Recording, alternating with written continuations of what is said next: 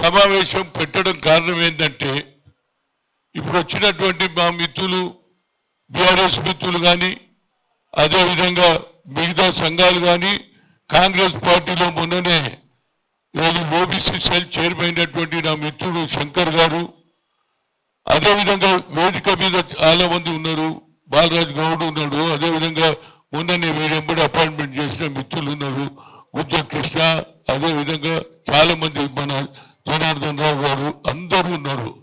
ఇంకా చాలా మంది వచ్చేది ఉంది. ఎందుకంటే ఇది ఐ ఓపెన్ ఉన్నది. మాకు ఇప్పటి వరకు మాకు తెలియదు ఏం జరుగుతుందో. కేంద్రం జనగణ అన్నది మేము నిజంగానే నమ్మినాం. ఎందుకంటే రాహుల్ గాంధీ గారు కన్యాకుమారి నుంచి కశ్మీర్కు నడిచిన తర్వాత ఆయనకు ఒక ఆలోచన వచ్చింది. 4500 కిలోమీటర్లు తిరిగిన తర్వాత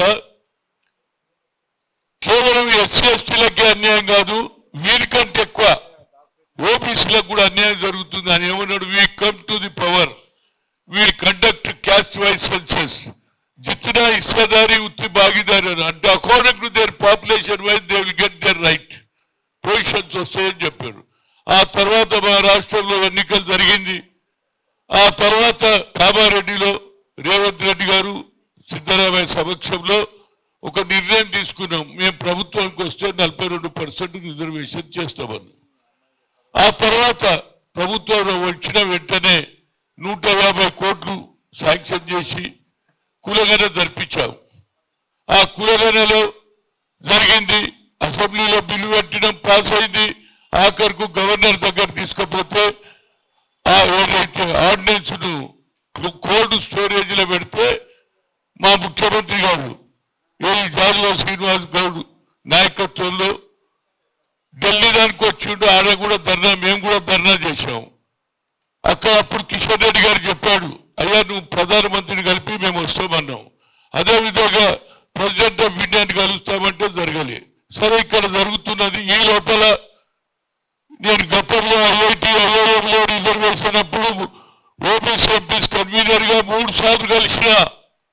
అయ్యా ఈ దేశానికి ప్రధానమంత్రి మొట్టమొదటి వ్యక్తిని ఓబీసీ అయినావు, మాకు కులగణ చెయ్యాలి, మాకు సెపరేట్ మినిస్ట్రీ ఇవ్వాలి, అకార్డింగ్ టు మా పాపులేషన్ మీద ఒక సెపరేట్ మినిస్టర్ అన్నావు, క్రిమినల్ ఎత్తేయాలన్నావు, కులగణ జరగాలంటే రాజ్నాథ్ సింగ్ 2008లో ఏమన్నాడు, తప్పనిసరిగా మేము క్యాస్ట్ వైజ్ సెన్సస్ చేస్తా ఉన్నాడు.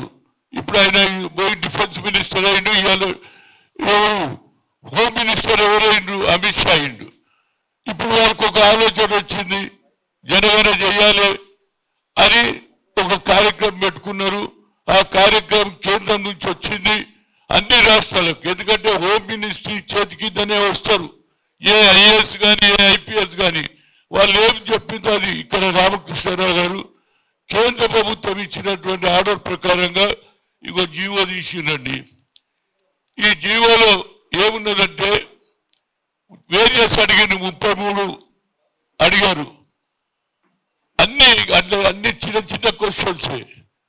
మీ ఇంట్లో ఎంత తాగుబోతులు ఉన్నారు, మీ ఇంట్లో టెలివిజన్ ఏమున్నది, మీ ఇంట్లో వాటర్ వస్తుందా, బాత్రూమ్ ఉన్నదా, లాట్రిన్ ఉంటే ఎన్ని లాట్రిన్లు ఉన్నాయి, ఇవన్నీ పెట్టి లాస్ట్ లో ఒకటి question, whether the head of the household belonging to scheduled caste scheduled tribe అని పెట్టాడు. అండ్ అదర్ అంటున్నాడు. మేము అదర్లు వస్తామురా బాబు, ఎస్సీ ఎస్టీ ఎంత జనం ఉందో దానికంటే ఎక్కున్నాం మేము.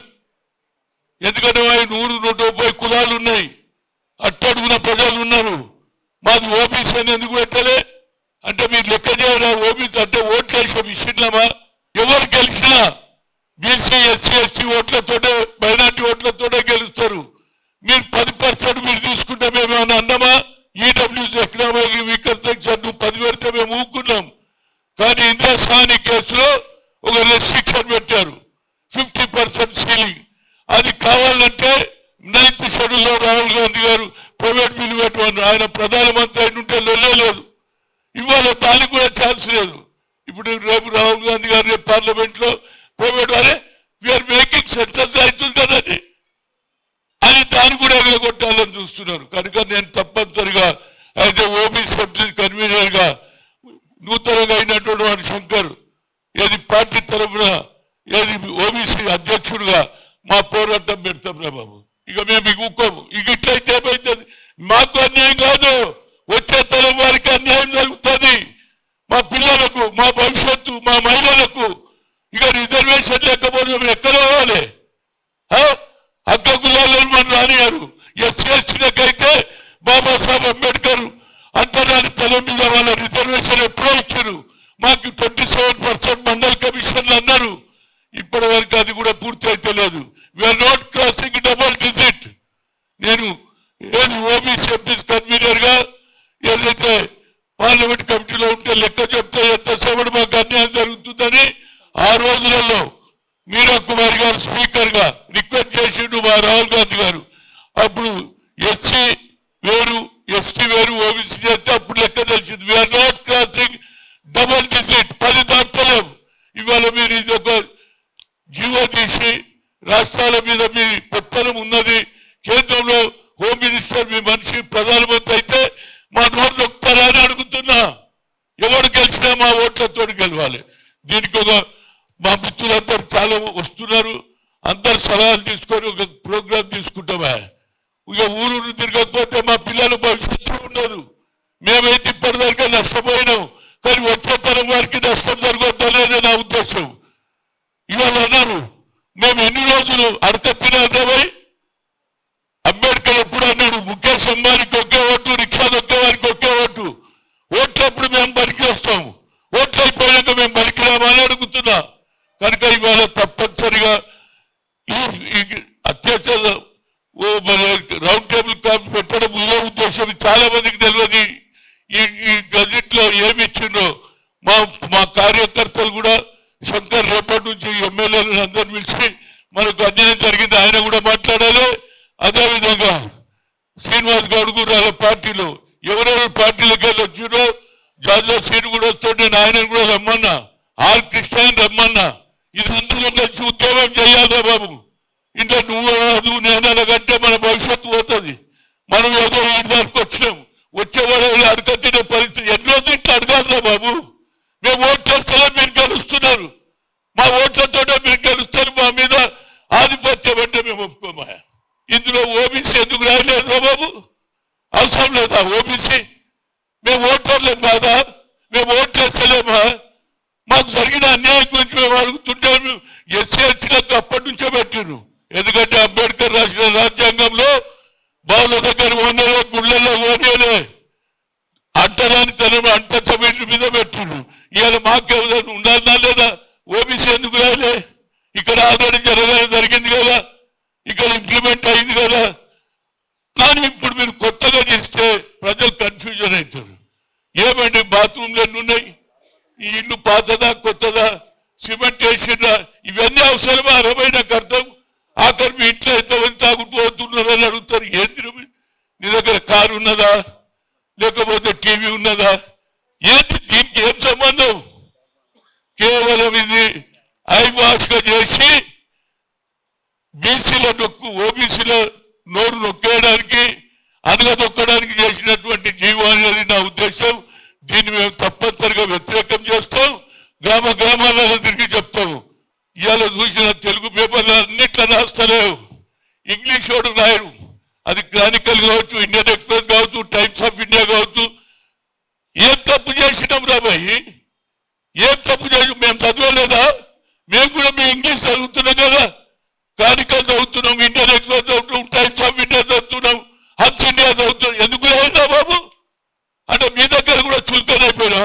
మేమందరం చదువుతాం కాబట్టి మీ పేపర్లు నడుస్తున్నాయి. మాకు OBC I'm not asking my individual. మా సమాజానికి అన్యాయం జరుగుతుంది కాబట్టి మీడియా మిత్రులు కూడా నేను కోరేదాన్ని ఇంగ్లీష్ పేపర్లో కూడా తప్పనిసరిగా రాయాలి. నేను ఎందుకు చెప్తున్నా అంటే ఇది న్యాయమైన కేసు రాబాయి. నా ఇంటి గురించి అడుగుతలేను. అది తెలుగులో వస్తుంది, ఉర్దూలో వస్తుంది, ఇంగ్లీష్ పేపర్లో ఎందుకు రాదు? ఎంతసేపటి నేర్చు రాయండి మీరు. మాది కూడా రాయండి, మేము కూడా చదువుతున్నాం కదా నీ పేపర్. అంటే మీరు రాయరా? అంటే పేదోళ్ళ పేపర్ బీసీలు ఏం లెక్క? అంత బీసీ ఏది రిపోర్టర్స్ కూడా ఉన్నారు. మీరు కూడా మేల్కోవాలి బాబు. ఎన్ని రోజులు మా మీద హుకుమత్ నడిపిస్తారు? బీసీలలో కూడా రావాలి జోష్. మా పేపర్ ఎందుకు రాయాలి? మాది మేము ఇంటి గురించి అడుగుతా రాయకుండ్రి. మేము ప్రజల గురించి అడుగుతున్నాం, మా బాధ చెప్పుకుంటున్నాం.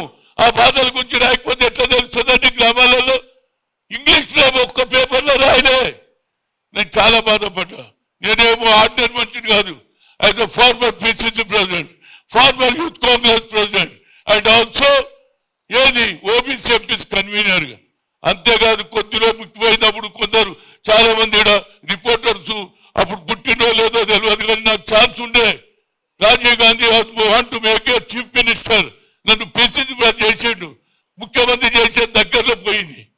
అరే మీరు స్టేచర్ కూడా చూడరు, ఏంటండి? నేను గల్లీ లీడర్ అనుకుంటున్నా. మీరు ఇంగ్లీష్ పేపర్లో కూడా రాకపోతే గతంలో తెలుసా, మందకృష్ణ మాదిగా ఆర్ కృష్ణ గారు పోయినరా, మేము ఆ పని చేయలేము, ఏదైనా మా గాంధీవాదం గొడవ చేస్తే అప్పటి నుంచి వాళ్ళు అట్లొద్దురా బాబు, మా న్యాయం గురించి చేయమని ఒకసారి తోటి రిక్వెస్ట్ చేస్తున్నా. అన్ని ఇంగ్లీష్ పేపర్ వాళ్ళకి చెప్తున్నా, ఉర్దూలో వస్తుంది, తెలుగులో వస్తుంది, కానీ ఇంగ్లీష్ వారు ఎందుకు మమ్మల్ని దూరం పెడుతున్నారనేది నా ఉద్దేశం. కనుక వాళ్ళకు కూడా రిక్వెస్ట్ చేస్తూ ఇవాళ నుంచి ఇంగ్లీష్ పేపర్లో కూడా అన్నింటిలో రావాలి, దేశంలో తెలవాలి. తెలంగాణలో ఓబీసీలకు అన్యాయం జరుగుతుందంటే కొందరు నార్త్ ఇండియాలో ఢిల్లీలో ఇంగ్లీష్ ఎక్కువ చదువుతారు కాబట్టి మీరు రాస్తే మా బాధ కూడా వాళ్ళు వింటారు బాబు. ఇది తెలుగు ఇక్కడ కాదు, ఇంగ్లీష్ వారు కూడా రావాలని మరొకసారి బాధతో చెప్తున్నా. ఇంత పెద్ద మేము మీటింగ్ పెడితే కూడా, నిన్న జరిగితే కూడా ప్రెస్ కాన్ఫరెన్స్ ఒక్క పేపర్ రాలే. This is really unfortunate. మీద 4 కంబాలలో మీరు కూడా కంబ కదా, జ్యుడిషియరీ తర్వాత పార్లమెంట్ తర్వాత మీరు ఏదైతే మీడియా కూడా ఒక స్తంభం, ఆ స్తంభంలో కూడా మాకు అన్యాయం జరుగుతుంది మిత్రులారా. కనుక మీలో మార్పు రావాలని కోరుతున్నా.